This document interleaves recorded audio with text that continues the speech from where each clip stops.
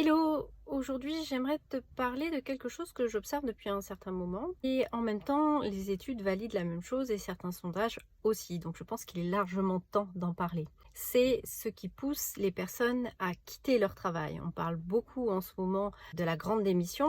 On essaie de mettre plein de raisons derrière, mais cliniquement parlant et suite à ce que je vois dans les accompagnements, la plupart du temps, ce qui fait que quelqu'un va quitter son travail, c'est lié à une difficulté avec sa hiérarchie ou plutôt avec son manager. Et compte tenu de ce que j'observe, je vois et j'entends, il semblerait que les managers soient bien démunis pour pouvoir accompagner des équipes en conscience aujourd'hui. Or, il y a des solutions qui sont possibles. Améliorer le management, ça demande aussi à ce que vos managers puissent être supervisés. Sauf que ça, c'est quelque chose qui est pas répandu et c'est assez fou parce que même les dirigeants se font superviser ou accompagner par des coachs. Par contre, les managers sont bien démunis. Certains le font à titre particulier, mais ça ne devrait pas être le cas.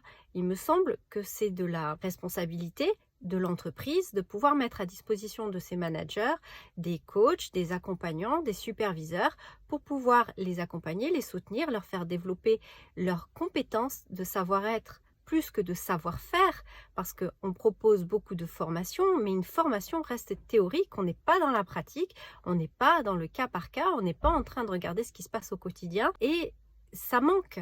Ça manque. La formation ne répond pas à tous les besoins. Je sais que c'est la solution proposée la plupart du temps par les RH, des formations, des stages, des formations, mais ce n'est pas une solution en soi dans la pratique, dans le quotidien. Ça me semble important aujourd'hui de pouvoir remettre les choses à leur place et de pouvoir avoir accès ou en tout cas proposer d'autres solutions.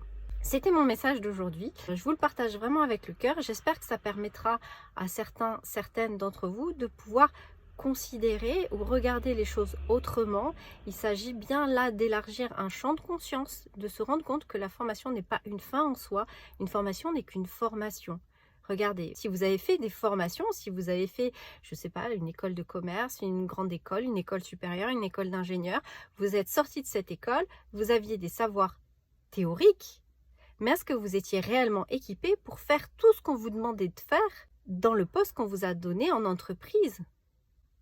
Je serais réellement étonnée que vous répondiez par oui.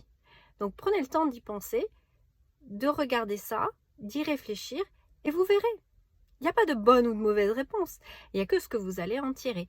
En tout cas, si votre souhait est de pouvoir faire accompagner vos managers vers un meilleur management ou un autre management ou vers un nouveau management avec davantage de conscience, vous savez où me trouver. Bye bye!